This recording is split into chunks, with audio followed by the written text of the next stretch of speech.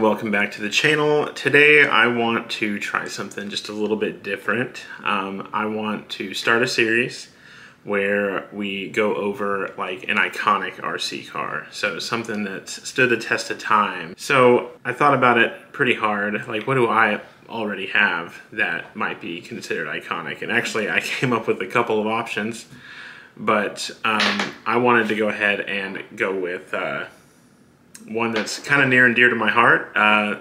So the first car I'd like to look at for this series is the Kyosho Mini-Z. These have been around for a long time. 1999 is when I think they came out. And yeah, let's just take a look at them and we'll talk about them a little bit and we'll take them out for a little run and we'll go from there. So the Mini-Z comes in a lot of different configurations now. There's the all-wheel drive, front-wheel drive, there's the 4x4, there's the rear-wheel drive like these two are, the 4x4, and there's so many bodies for each kind, different widths and wheelbases depending on the body that you get. So there's definitely a lot of options when it comes to it, but the one we're gonna look at today is the MR03, and this I think is the closest to the original Mini-Z. So how the chassis is configured is you have this rear pod back here with the motor in it, and you have your differential there and your pinion gear. You can see that. There is a T-plate back here and a shock up here, and together those act like your rear suspension, and so it can go up and down and it can go left and right as well. There's a lot of hop-ups for this area in particular. There's a lot of tuning options as far as the T-plates go. This rear shock, you can have like 3 shock setups. There's a lot going on there. In the front, yeah, okay, cool, that's a pretty solid focus, I guess. We have tiny little springs and we have this kingpin setup. And in this particular case, my kingpin is flipped. It's like an old racing trick for the Mini-Z, honestly. And yeah, that's also tunable. Lots of different options, lots of different spring options. Upgrades for pretty much everything in this area exist. It has a 2-in-1 ESC and receiver right here. And just a couple other ports there. I know one of these is used for lights, which would be the case on this Corvette right here. I decided I'd show off this ZR1 just because it's the least damaged out of my Mini-Zs. I had a track and some kind of like a time attack thing going on for a while just a few years ago, and I kind of beat the other two up pretty good. And then this one actually had this Audi body here, which this one is actually preferred among people who race this car, from what I hear. I guess it's just a good body. But yeah, so one thing that you'll notice with these Mini-Zs is just the extreme level of detail. Like, Kyosho was doing scale detail before scale detail became mainstream, and you can see it. Like, this is a newer model, but it looks really good. See, there's some road rash. But yeah, the detail on these things is really good. They're amazing. These auto scale bodies are actually, you can buy them by themselves. They are kind of expensive. So it hurts to crash your Mini-Z, that's for sure. But they look really great. Like, you can even see right there, it's just like really, really well detailed. That's not a sticker. You know, gosh, yeah, it's wild how good these things look. It really is. But yeah, that is the up close of the Mini-Z there. So they run on 3 AAA batteries. I'm sorry, 4 AAA batteries. 2 on this side, 2 on this side. They have these little battery door covers here that hold them in. And yeah, you can run it on alkaline batteries if you'd like. You could run it on rechargeable ones. That's usually what I do. Just get 4 and like you can even just go to the grocery store and just get a 4-pack of them and you'd be good to go. And they run for a pretty good while too. I don't remember exactly how long, but I think you probably get close to an hour out of a rechargeable set of 4. and you can just keep them charging and keep it on going. So here's how the body goes on. You have this little clip right here, and these clips are specific to these bodies. So you can see this is for the R8 LMS 2015. So that is gonna go into here. There's a little spot for it to slide into. And with that slid in, it lines up back here with these clips. And then you just kind of spread the body. And sometimes it doesn't work exactly how you plan, but a little bit of wiggling, and there it is. So not only was Kyosho doing ultra scale before it was cool, but they were also doing clipless body systems. So yeah, the Mini-Z is pretty cool. They come in so many different flavors and versions. There's definitely one out there for you that you might like. There's actually one that looks just like my car that I drive, which is a 2019 Miata MX-5. And I kind of want to try to find one of those, but I think I might have missed out. It's another thing. These are super duper collectible. And yeah, they're great. So here is, or was, at some point my favorite Mini-Z, and it's based on one of my favorite race cars. And I have absolutely obliterated this poor body over the years. It's the Mazda 787B Le Mans winter car.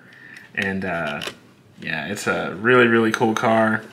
This is the Le Mans style Mini-Z. It's got a 102 millimeter wheelbase, and it's actually, I think this is actually my favorite class of Mini-Z. They push a little and understeer a little bit, but with a ball diff in there and some tuning, you can really tighten it up. And yeah, I love this car. As you can see, I've loved it a little too much. But yeah, if I wanted another one of these bodies, I'd be spending like $150. So I'm hoping I can find just like a white version or something. And next time I find one that I really love, I'll probably find just like an unpainted, unscaled out body to race it with, because this one is horribly beat. And you can see back here that my T-plate is even broken on this one. Yeah, this car needs a little bit of TLC. Common issue with the Mini-Z, by the way, and let me, actually we can just zoom in probably right there. So the pinion and spur on the Mini-Z actually do not have matching pitches, and this is a problem. They're off by just a little bit, and because of that, you will wear out pinion gears all the time if you're racing with the stock stuff. However, there are a lot of companies that make hop-up parts for the Mini-Zs. I say a lot of companies. There are a lot of hop-up parts available from a few companies for the Mini-Z, and one of the options is a correct pitch. There's several different pitch options even, but you can correct the pitch issue with a Delrin pinion and spur gear, and that is the route that you need to go, unless you want to just buy a lot of pinions. But yeah, there it is. That is the Mini-Z up close and personal. This one here needs to be restored. Let me know in the comments if you'd like me to make a video of maybe restoring my Mini-Z to its former glory. Maybe if there's enough excitement for it, I'll buy a $150 body for it and, you know, get her back where she needs to be, because I absolutely love this one. But yeah, let's go ahead and we'll get out there. I don't know where we're going to go run some Mini-Zs, but they come with cones, so I'll set some up and we'll have a little bit of fun.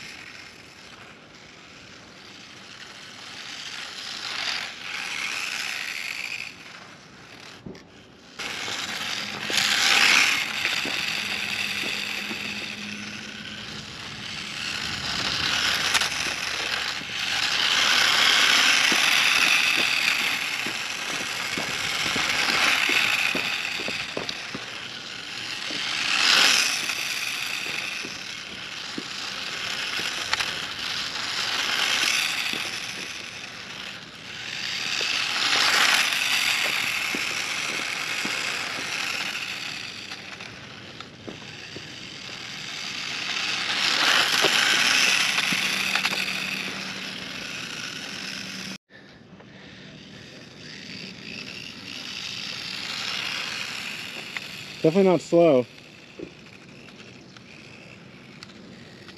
All right, and so that's the Mini-Z. What do you guys think about it? I think it's a pretty cool little car. I've been into these forever. I have a few. I've raced a few. They're great. And that's one thing that I would highly suggest. If you do get into a Mini-Z, that you look around for like a local racing community or set something up yourself, because it is the most fun thing probably in RC. I think that racing Mini-Zs is just so great. There's so much tunability, there's so many options, so many fun bodies. Just the racing's really fun and really a really low barrier to entry in comparison to like 10th scale racing. The type of surface that you'll probably race onto if you do start racing a Mini-Z is going to be like an RCP track. So a company called RCP makes tracks, little small tracks for Mini-Zs and other micro cars. And it's kind of like a foam material. It's really grippy on one side, it's a little slipperier on the other, and yeah, there's all sorts of different configurations. You can also get an RCP track for yourself. They're kind of expensive, but when you consider the fact that you're buying an entire track, if you're really into Mini-Z racing, then that's probably a good investment. If you liked this video, go ahead and give me a like, and if you like this type of content, please subscribe. I post a video at least once a week, and it'll be about something RC. Lately it's been a lot about crawlers, but today I kind of wanted to change it up a little bit and try talking about some of these guys, because they're really cool, and I wouldn't want anybody to miss out on the kind of fun you can have with the Mini-Z. That's it. As always, thanks for watching, and we'll see you next time.